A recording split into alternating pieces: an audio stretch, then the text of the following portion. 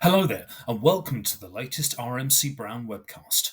My name is Ross Brown, and today I'll be looking at how seemingly different solutions we have to common problems may not be as unique as we think.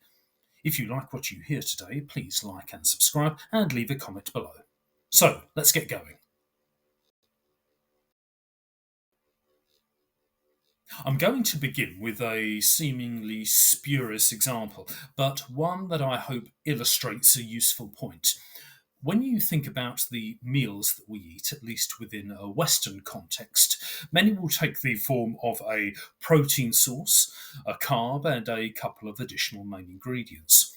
So, to take a typically British example, we have the traditional meat, two veg, and potatoes. Change a few ingredients out for beef, tomato, onion, and pasta, and you nearly have a spaghetti bolognese. And yes, I know technically it needs pork as well, but you get the idea.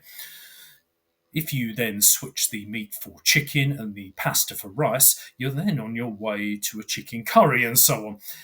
It's my contention that you can approach architecture with essentially the same premise. You take what works in one area and switch it out with comparable elements for another. Let's start by looking at that most famous of designs, the New York brownstone townhouse. Built from local sandstone, for which the style was named, the building was instrumental in supporting the city's rapid population expansion throughout the 19th century. By accommodating multiple occupants over three or four floors, the design provided attractive housing for a growing middle class at a density unachievable with villas as we understand them. So, what happens if we switch out some of the essentials?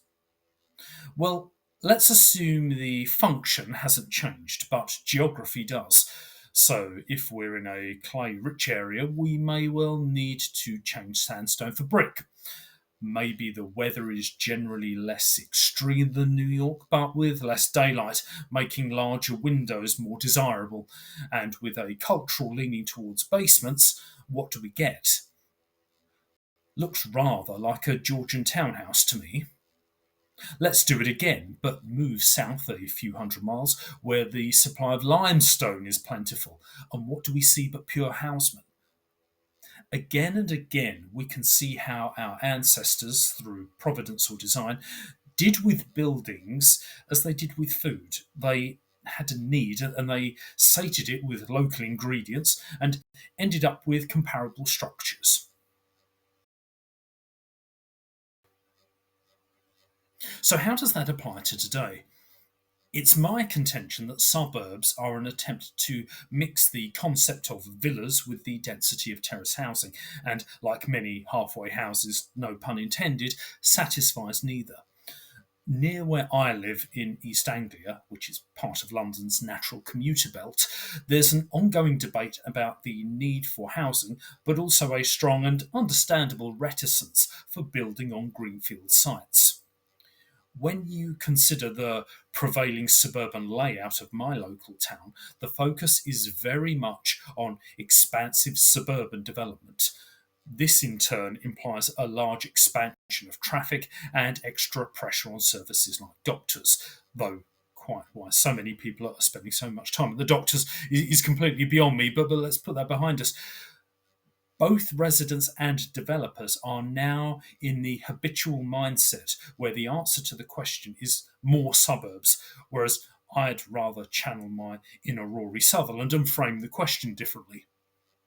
When you consider all the trade offs, who is usually willing to exchange a private garden and on site parking for walkable access to hospitality, amenities, and transport links? By focusing on the development of suburbs above all else, it presupposes a universal need for all of a town's residents, even though it's anything other than a case of one size fits all. When you consider the practicalities, suburbs aren't necessarily the optimal choice for first time buyers or for people looking for a weekday city pad. They're usually a bit too far from the action and come with pleasant but unjustifiable extra space by the time you calculate cost per square foot.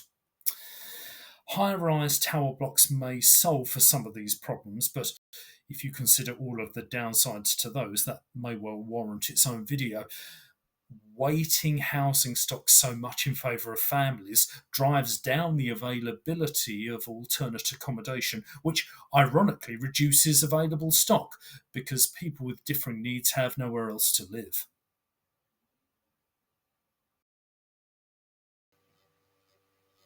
To get back to my original point, at least on buildings rather than food, what's our equivalent to housing large numbers of people in the same way as the New York brownstone?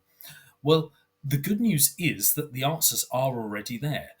Rather than look to the repeating Paisley pattern of suburbia, we have the established tradition of the great mansion blocks of London and Edinburgh to inspire us, or the Georgian flats of Bath and Scarborough, developed specifically for our climate, our raw materials, and our societal structure. And whilst not every piece can or should be reminiscent of the Royal Crescent, such designs can help us to develop a vernacular that can reframe our perceptions of what new housing can and should be. Thank you for taking the time to join me today. If you've liked what you've heard, please click on the like, share, and subscribe, and join me next month for the last webcast of 2025. Where's the year gone? Goodbye.